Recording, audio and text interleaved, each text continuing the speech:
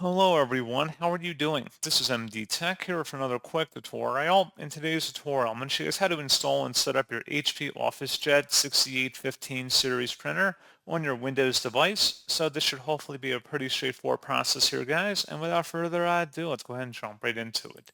So all you have to do is open up a web browser. In the Google search, you want to search for HP OfficeJet 6815 support.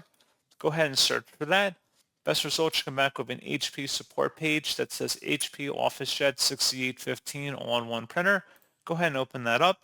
And now on this page, you want to go underneath the support category that says software and drivers.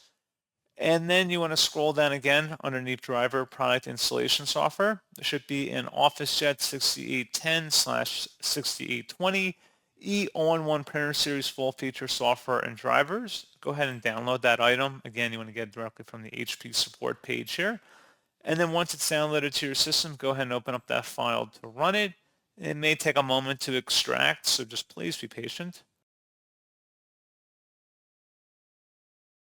And it should be a signed verified publisher, HP Inc. Select yes, and then just follow through the on-screen steps here. It's a pretty straightforward process, guys, of following through and then just getting your printer set up and configured for your device. And that's all you have to do.